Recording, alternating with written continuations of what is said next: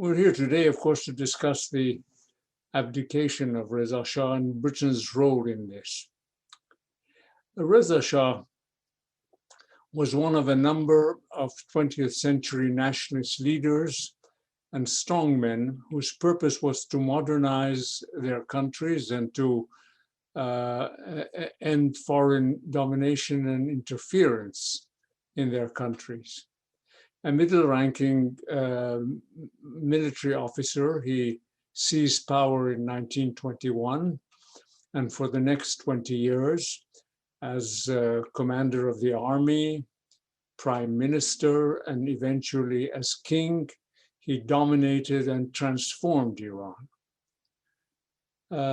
His reign, his considerable achievements, and his shortcomings have been amply covered by other writers and is not the subject of my lecture today. My focus would be on the events that led in 1941 to his unexpected fall from power, on his abdication and exile from the country to which he had devoted himself.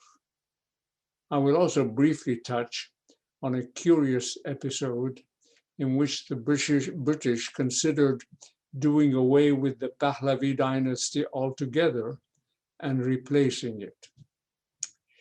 When the Second World War broke out in 1939, Reza Shah declared Iran's neutrality. The reasons?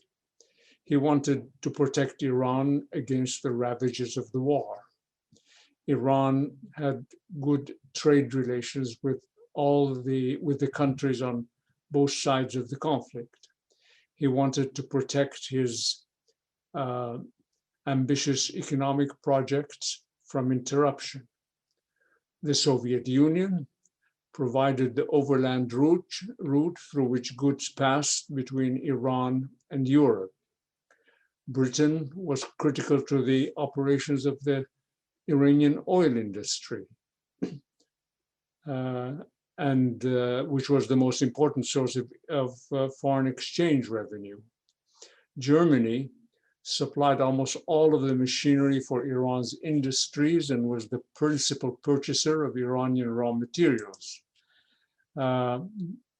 German technicians were essential for the installation of plant in projects around the country.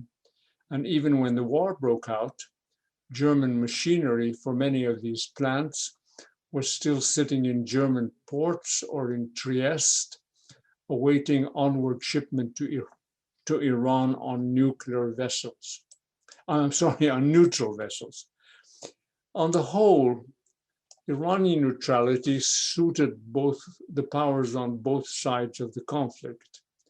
Iran, as we have seen, provided a lucrative market for German industrial goods and a foothold in a part of the world dominated by Britain. Iran's oil was crucial to the British war effort, and England had no wish to push Reza Shah into the arms of the Germans. For these reasons, even under war conditions, the British went out of their way to supply Iran with the rails, locomotives, aircraft, and other crucial materials that he wished to purchase, and also to accommodate Iran in other areas. For Britain, the problem, the fly in the ointment, as it were, was the large German presence in Iran, especially in such strategic fields as the railways, communications, and broadcasting. The British feared that many Germans in Iran were collecting intelligence and constituted a potential fifth column. They feared possible sabotage of oil installations or communications lines, or an attempt to install a pro-German government in Tehran, as had almost happened in neighboring Iraq. Acting on instructions from his foreign secretary, Sir Reader Bullard, the British ambassador in Iran, repeatedly urged the Iranian government to reduce the number of Germans in the country. The Iranian government did take some steps in response to British urgings.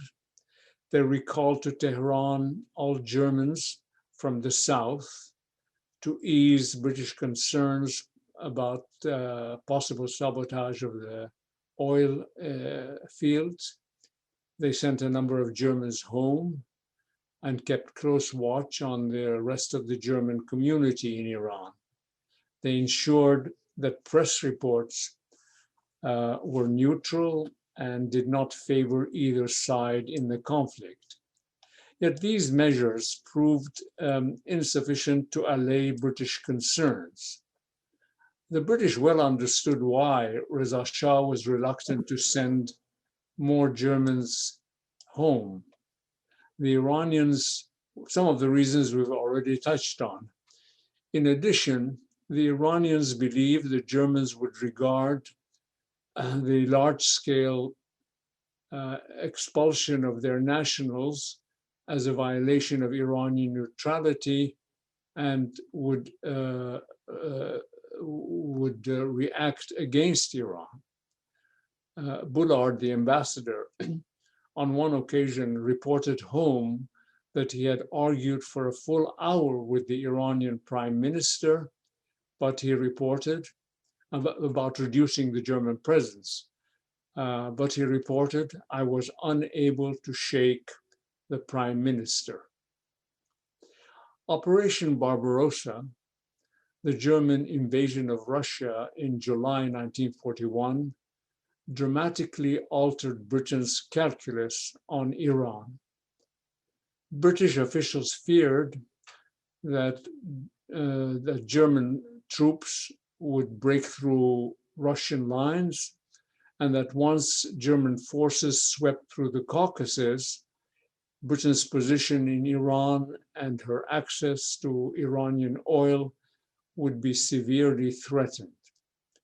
Moreover, the Soviet Union was now an ally, and the Russians proved even more concerned than the British over possible German fifth column activities along their long border with Iran.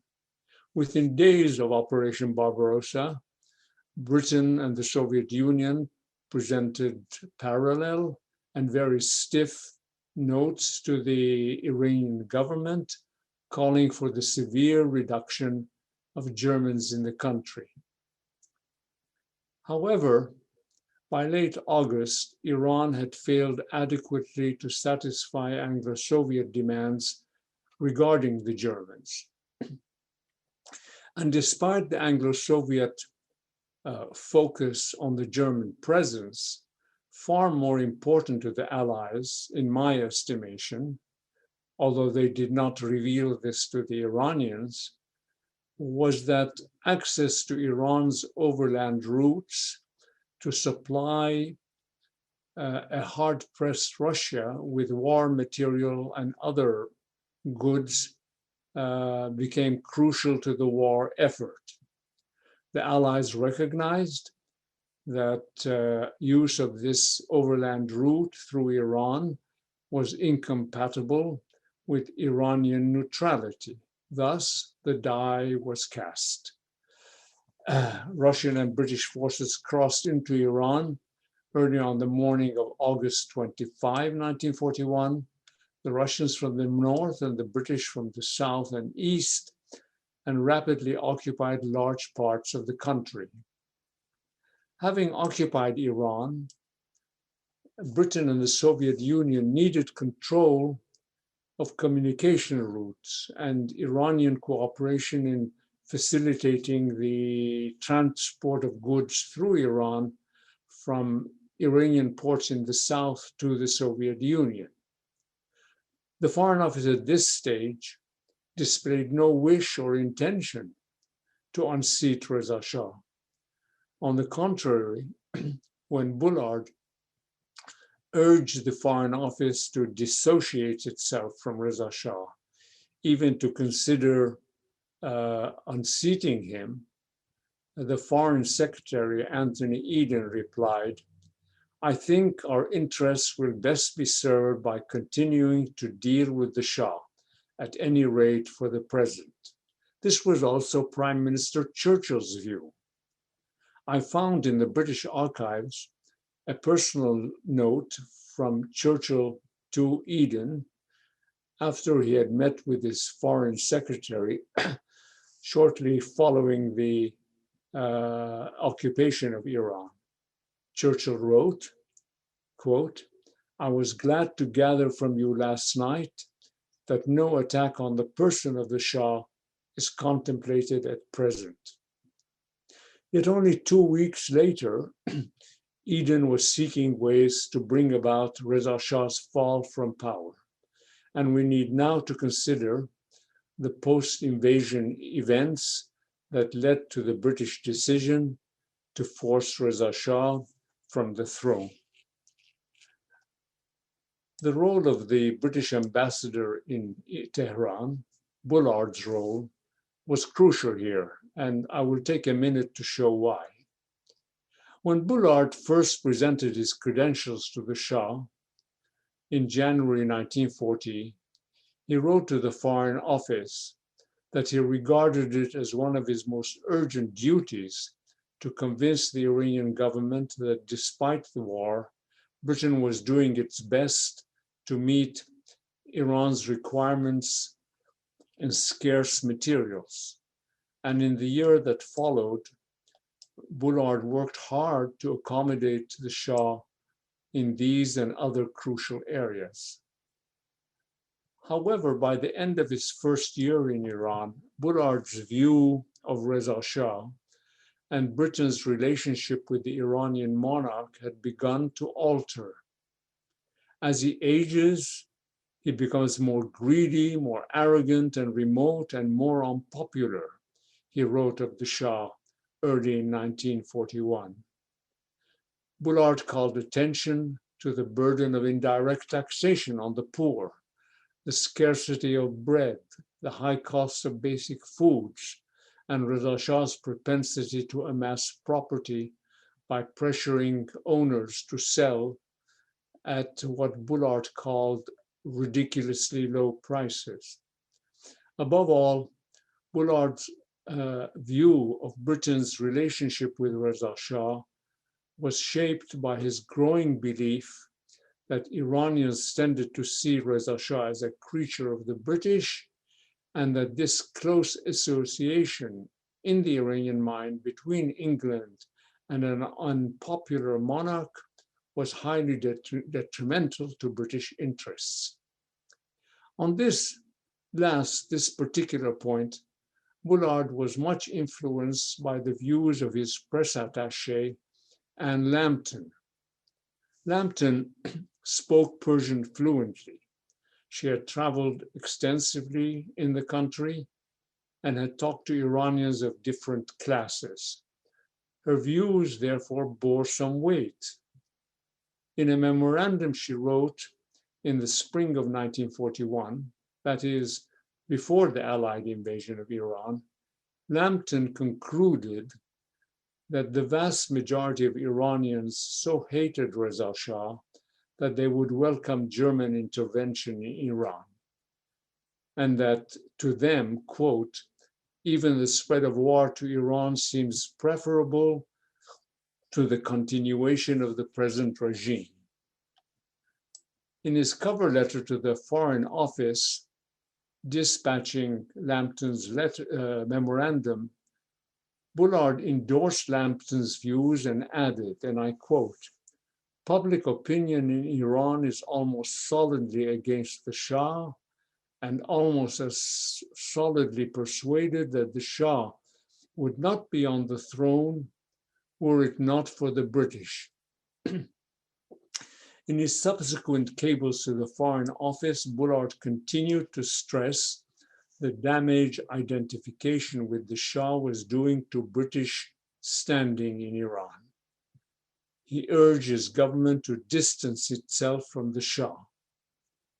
With the Anglo-Russian occupation of Iran imminent and then a reality, Bullard went even a step further, concluding that the retention of the Shah on the throne was detrimental to British interests and that he must be driven out.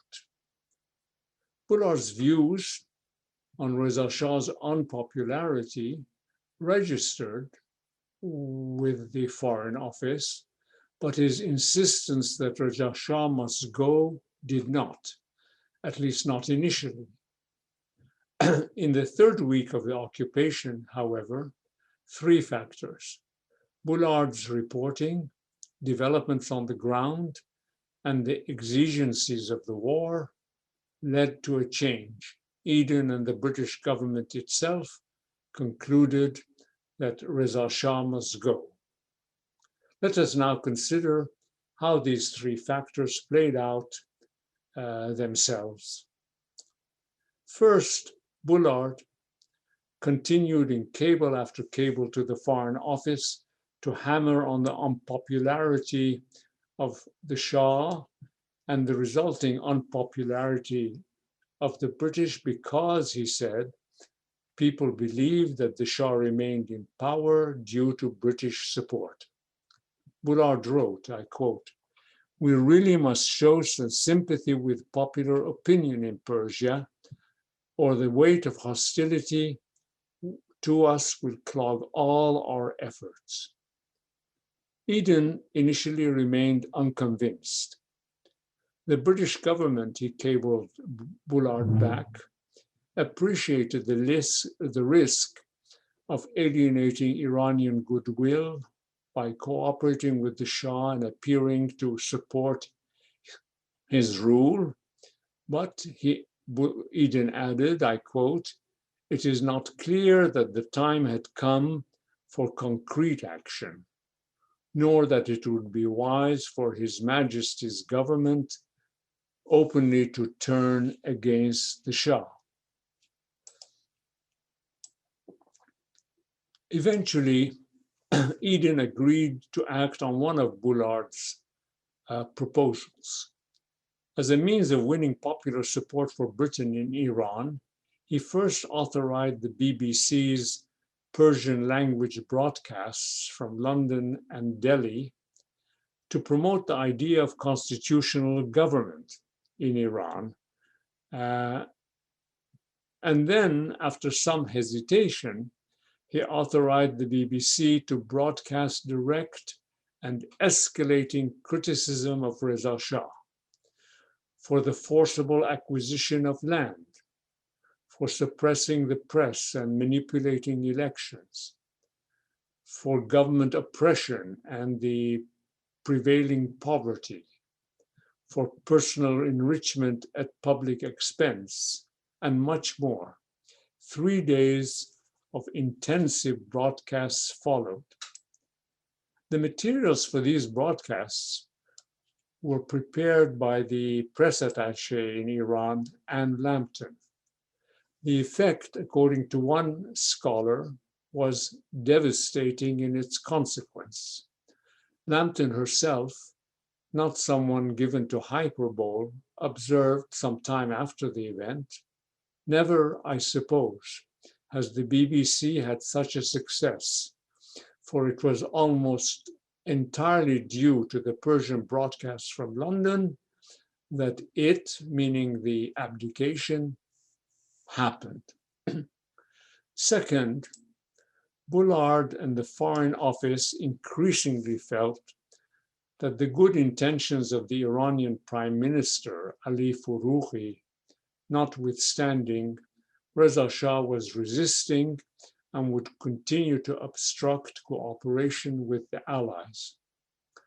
Under Allied pressure, Iran had agreed to shut down the German, Italian, Hungarian, and Romanian embassies in Tehran and to round up and hand over to the British and the Soviets all German and Italian nationals except for diplomatic staff. But this work went very slowly, and the German ambassador was apparently continuing to conduct business from his embassy. The British concluded that Reza Shah was to blame and was working hand in hand with the Germans.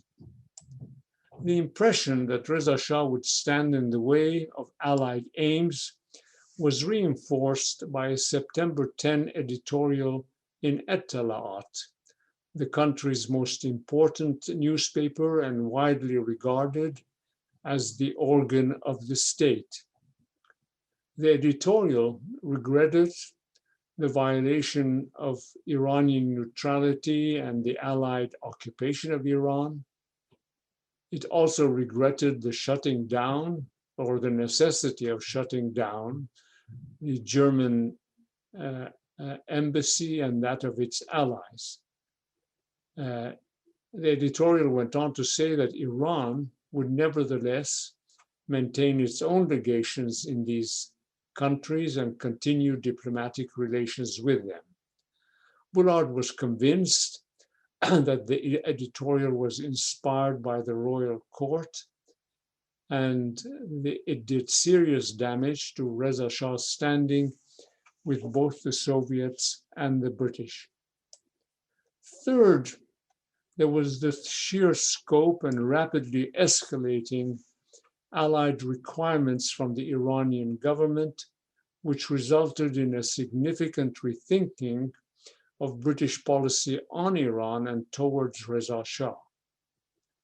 Having occupied large parts of Iran, the British initially saw no need to enter the capital, Tehran, or to involve themselves in internal administration. However, once the full advantages of the complete control of Iran for the war effort became clear, British thinking changed dramatically. Within days of the occupation, the British chiefs of staff presented an extensive list of the facilities they required in Iran. These included control or right to full use and development of all naval bases, ports, airports, railways, roads, telegraphs, and other forms of communication, the right to establish air defense systems to defend the oil fields and Abadan refinery, and the right to place Allied personnel in key communication systems. Churchill, too, was already envisioning, with American help, a massive supply operation across Iran to the Soviet Union, and much more. 10 days after the Allied occupation, he had told Stalin that it was best if neither country entered Tehran because, he said, all we want is the through route. But only 6 days later, Churchill informed the war cabinet, and I quote, "Persia was now entirely in our hands. We must extend the scope of our original demands. We should have complete control of Persia during the war." Unusually, Churchill also dictated a personal message to Bullard, who he thought was not being firm enough. He informed Bullard that the facilities required by the military chiefs would be drastically interpreted, that to supply Russia, Iran's road and rail system would be developed at the utmost speed and at all costs, that large British forces and a powerful air force would be operating out of Iran in the following year, and that the Iranian government would have to give the Allies faithful and loyal support, as he put it, to avoid an occupation of the capital.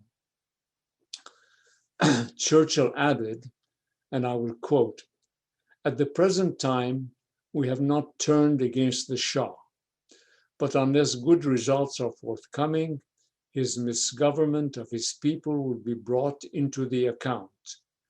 Our requirements must somehow be met, and it ought to be possible for you to obtain all the facilities we require bit by bit by using the possible leverage of a Russian occupation of Tehran. Within days, the Foreign Secretary Eden began to lay the grounds for the Allied occupation of the capital. He informed the War Cabinet on September 8th that given the difficulty of negotiating with the Iranian government and the unpopularity of the Shah, the Allies might have to enter Tehran sooner or later. With the Soviet ambassador in London, Ivan Maisky, Eden had agreed that an Allied advance into Tehran would take place on September 9, unless the Iranian government complied with a bunch of new Allied demands. If the Iranians refused, Eden told Maisky, then the march on Tehran would continue. If the Iranians complied, Eden added, then we should be compelled to find some fresh reason for doing so. This, I think, was a striking indication that for Eden, the occupation of the capital was now the lever to bring about Reza Shah's fall from power. Britain and Russia eventually agreed on a joint entry into the capital on September 16, allegedly to prevent anarchy. At the same time, the British began to consider the best way to rid themselves of Reza Shah. When he first alerted the War Cabinet to a possible entry into the capital on September 8, Eden also remarked, quote, that the best solution for us would be for the Shah to take flight when our forces drew near to Tehran. Discussing the same subject with Maisky, the Soviet ambassador, Eden told him that if the Allies entered Tehran as planned, it was my hope, Eden said, that the Shah would flee and disembarrass us accordingly. The two governments could then consult together about a successor, he told Maisky. The next day, Eden suggested to Maisky another solution to the Reza Shah problem. Perhaps, I'm quoting, perhaps the best solution of all would be if the Persian politicians were to invite us into Tehran in order to carry through a coup d'etat to get rid of the Shah, a view with which Maisky agreed. Following the incident over the Etallat editorial, and after Maisky had observed that the sooner Reza Shah goes, the better, Bullard was authorized to discuss a successor to Reza Shah with the Iranian government. On September 15,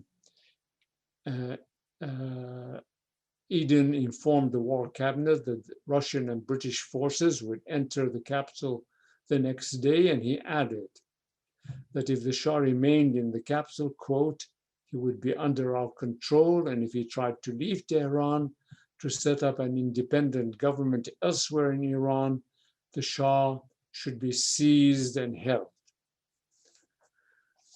The constitutional heir to the throne was Reza Shah's eldest son, Mohammad Reza, the crown prince. But the British now toyed with the idea of supporting someone other than the crown prince for the succession. The reasons were various and, to me, random. A chance remark by the crown prince had led Bullard erroneously to assume that Mohammad Reza Pahlavi, the crown prince, was pro-German, an idea that resonated and remained with the Foreign Office. Maisky and other diplomats involved had a low opinion of the crown prince's abilities. Bullard had attributed the damaging Etallat editorial to the crown prince, leading several members of the Foreign Office to conclude that this rendered Mohammad Reza unsuitable to succeed his father. Eden had then cabled Bullard regarding the editorial. Quote, "This incursion into politics on the part of the Crown Prince obviously rules him out as a possible successor to the Shah." Finally, Leo Amery, the Secretary of State for the Government of India, had got it into his head that the British should get rid of the Pahlavi dynasty altogether, and that Prince Hassan Qajar, the younger brother of the last ruler of the Qajar dynasty, the very dynasty that Reza Shah had overthrown in 1925, would be a better king for England than Reza Shah or his successor. In the muddled British discussion over the succession, and given the doubts raised over the Crown Prince's suitability, even this improbable idea enjoyed a brief moment of serious consideration in England. Common sense prevailed, and the day was saved for the Crown Prince due to Prime Minister Fourouqi and his foreign minister, who spoke seriously to Bullard and also to Bullard himself. On September 15, on the eve of the Anglo-Soviet entry into Tehran, and with the expectation that the Shah would, as a result, go, Bullard urgently cabled Eden that the Crown Prince would be the best choice. "I see no better candidate for the throne at this time," he wrote. His reasons: the Crown Prince was the constitutional monarch, and he would have little power. A quick succession would avoid disturbances, and his accession would be accompanied by reforms. He noted that the Soviets were on board as well.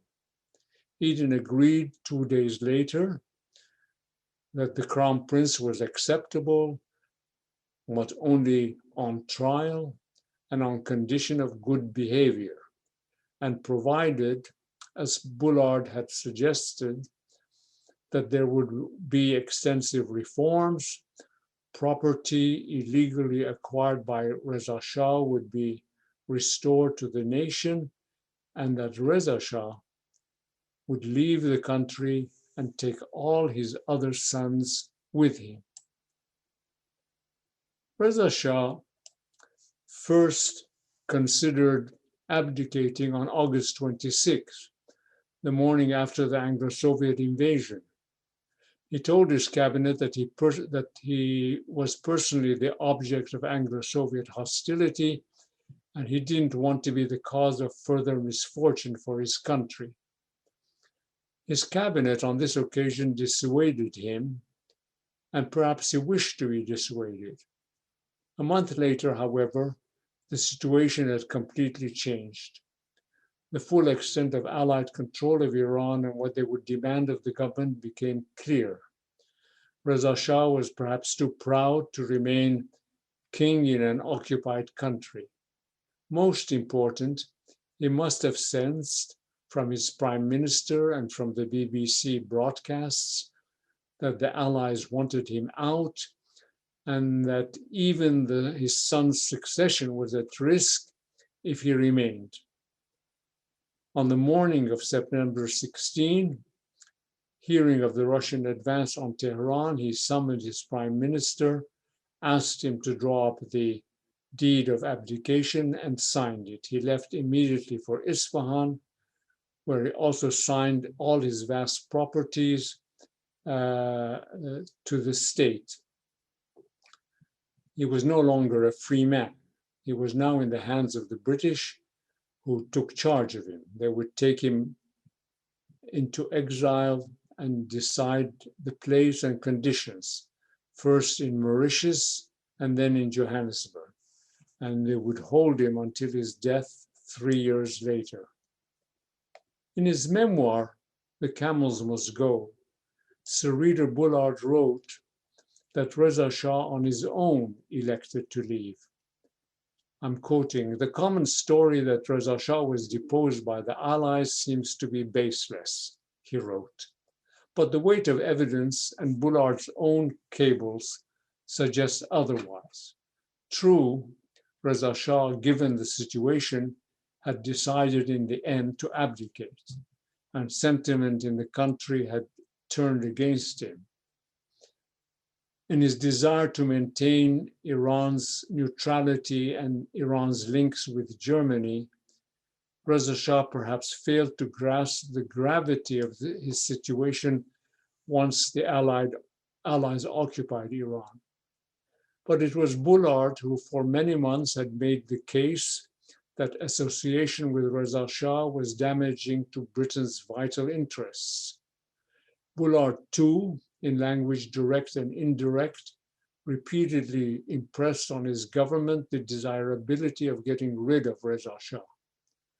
Once the Allied occupied Iran, Eden looked ways, as we saw, to pressure Reza Shah to leave office through flight, a British-inspired coup, or the Shah's fear of the Russians.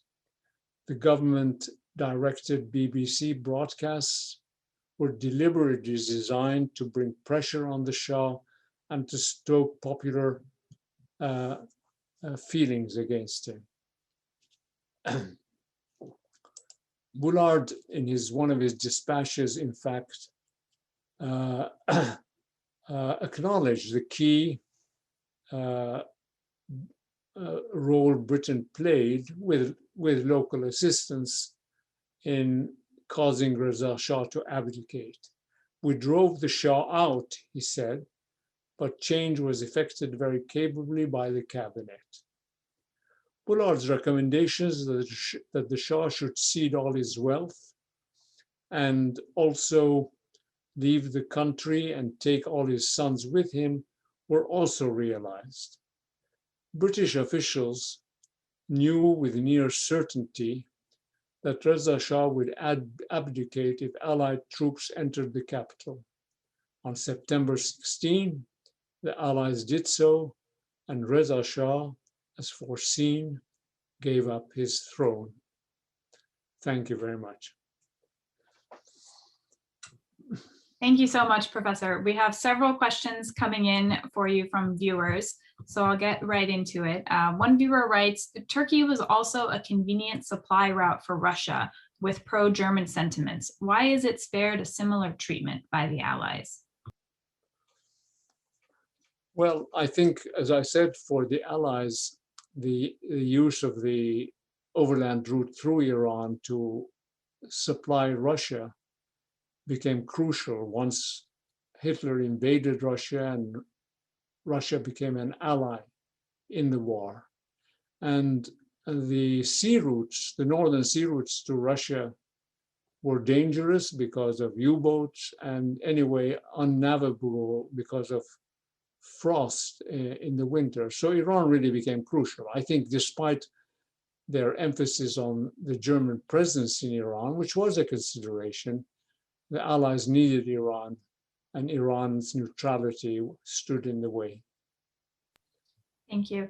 Your book deals with this at more length, but a viewer asks, what do the British archives tell us about Reza Shah's wealth? Well, not only the British archives, but material in Iran has revealed a great deal about that. And in fact, I have a chapter in my book about his wealth. It came from a number of sources. First of all, he acquired an enormous amount of land all over the country, but particularly in the north. And he did so by coercing owners to sell and also through confiscation. And by the time he left Iran, he was probably the largest landlord in the country. It's interesting, and as I mentioned in the lecture, he was, I suppose, coerced into handing over back all his wealth to his son before he left Iran. It's interesting that leaving for exile, he was very worried about his financial condition abroad, especially since he took a large number of members of his family with him.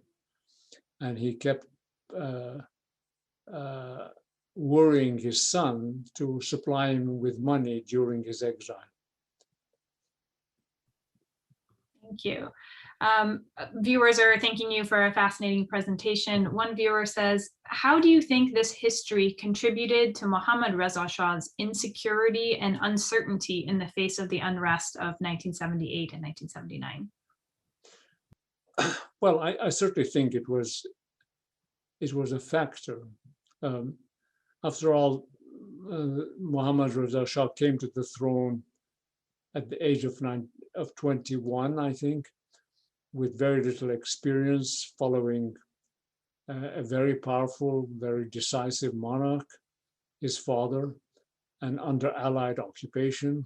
And during the war, the British and the Soviets didn't treat him terribly well. So in 1978, during the huge demonstrations and protests against his rule led by Ayatollah Khomeini, he may have sensed a repeat, and he even said to the British ambassador that we Iranians say, if you lift a mullah's beard, you will see the British flag underneath. So he may have imagined, I'm not sure, that once again the British and perhaps the Americans were behind these protests against him. But we must also remember he had been king by then for a great many years. He'd become very strong and powerful and decisive in his own right. So yes, maybe his experience in 1941 was a factor, but I don't think it was the main factor. Thank you. A viewer is asking, do you know why Reza Shah in his final years sent many of his close supporters, ministers, the prime minister, and so forth, to internal exile and had them killed, I think? Was it intelligence misinformation or personal fear? Well, he had a very suspicious mind. And I think as he grew older and more autocratic and less in touch with public opinion, he grew more suspicious. And there were always, men around him, rivals, enemies of rivalries in the royal court who whispered in his ear. For example, Tash, his minister of court for many, many years, and perhaps after Reza Shah, the most powerful man in Iran, was no doubt brought down by rumors and Tash's rivals and enemies in Iran who wanted to see him weaken. Thank you. Lots of questions coming in. Going back to the question of Reza Shah's wealth, a viewer asks, did Mohammad Reza Shah Pahlavi inherit all of Reza Shah's wealth? Well, yes, he did inherit all of it, but it was to be used for the good of the people. And in fact, the Shah donated a great part of it to various government projects and schools and that kind of thing. In fact, in my book, I quote Bullard as saying that the young Shah, was in need of money because he had given away or spent uselessly the wealth he had inherited. So he didn't stay with the young Shah for long. Thank you. A few questions about the role of the BBC. One viewer asks, if you could please comment further about the alignment of BBC with the policies of the British government at different times. What you said about the BBC brings to mind the role that the BBC played in the 1953 coup. And a second question, a viewer asks, as a former journalist and commentator, in your opinion, what is the fascination of Iranian people with the BBC? And how many times can a nation be deceived by the same source? A complicated question. Well, in 1941, as I mentioned in my lecture, clearly the BBC attacks and criticism of Reza Shah clearly had an impact.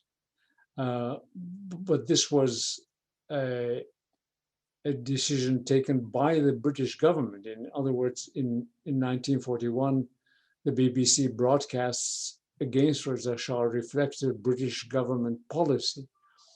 I don't think this was the case in 1978. In 1978, the British government certainly did not wish the Shah to go. But by then, the BBC had achieved enough independence that journalists on the BBC became a big focal point for reports on demonstrations, on protests, so forth. And sure, they became a source of news for many, many Iranians. Our listeners also asked about the Iranian fascination with the BBC. Well, there's always this belief among Iranians that the British control everything and are responsible for everything. Certainly this idea was widespread in my father's generation. And some of that remained and remains perhaps today. But it was also a very good source of news. I remember during the war, my family came to Iran. I was born in Iran, but came to Iran from Baghdad. And I remember during the war, we had a big radio transmitter, and all his friends would join in our house to hear news on the BBC about the progress of the war and the fear, of course, that the Germans were getting closer to Iran and might invade Iran. And it remains today a very good source of news. And if you have a government that controls and suppresses the news, then people look for reliable foreign sources, the BBC, the Voice of America, other sources like that. Thank you. How reliable was British information regarding Reza Shah's unpopularity? Was it merely unpopularity with the upper classes, or was it across the board? What did the British base this information on prior to the BBC's campaign to incite further popularity? It's a very good question, and I think it's hard to answer. I mean, certainly by the end of his reign, Reza Shah was no longer as popular as he had once been, partly because of economic conditions, partly because of the weight of taxation, especially on the peasantry and on the peasantry. Whether the unpopularity was to the extent that Anne Lambton in her important memorandum indicated, I really am not sure, and cannot say. But certainly, the idea that Reza Shah was unpopular and therefore England was unpopular as a result, as we saw, played a very important role in the decision to unseat Reza Shah. Thank you. What do you think of how today's Iranians, young and old, perceive Reza Shah and Iran's recent modern history? And then a similar question, maybe, a viewer asks, having studied Reza Shah so thoroughly, what is your personal impression of him? A patriot, a nationalist, a strongman, or a weak despot? The first part of the question, sorry, repeated. Sure. What do you think of how today's Iranians, young and old, perceive Reza Shah and Iran's recent modern history? Well, it's very interesting that now, after 40 years and more of the Islamic Republic, Reza Shah has once again become popular in Iran and a source of some admiration. I mean, looking back for Iranians at a time when Iran was strong, independent, and of course, Reza Shah took a great many steps to reduce the power of the clergy in Iran. He's remembered for that as well. And it was a period of reform, of recovery, of a very weak, at the time,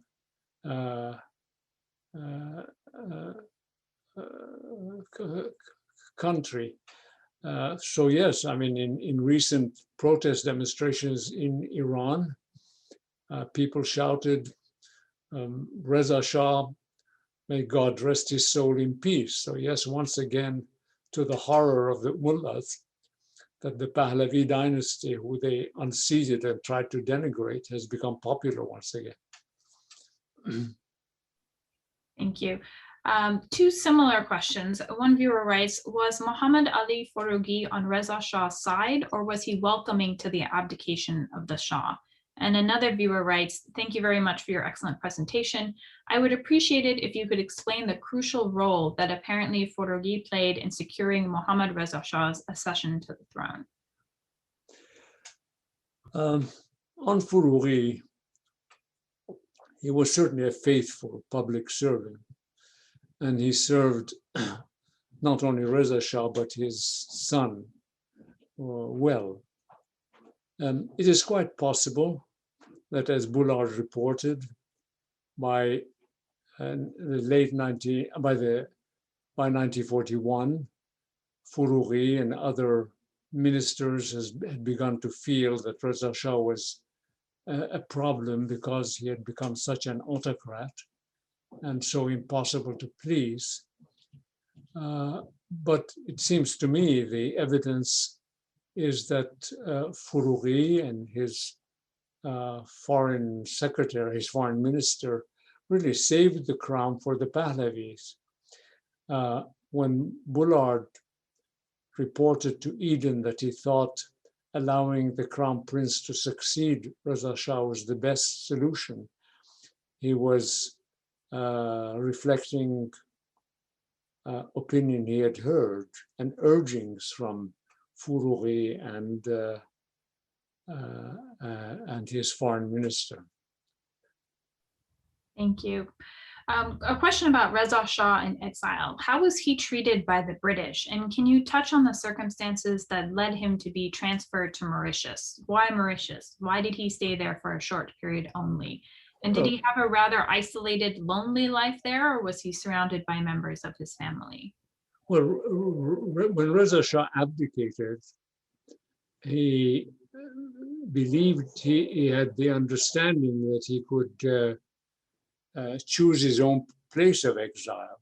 And he was disappointed and surprised when he learned on his way to pass through India, not to stay, but to pass through, that he would be taken to Mauritius. Mauritius was chosen because it was an island, it was distant from anywhere else, and they didn't want Reza Shah certainly anywhere near Iran, or as they feared continuously during his exile, that he could be used by other governments against the British. As to how they treated him, well, I mean, physically they treated him well. They found housing for him. They agreed, at least in Mauritius, to cover his expenses, having taken him into exile. But he was under British control. I mean, they decided his place of exile. They decided who could visit him, even members of his own family.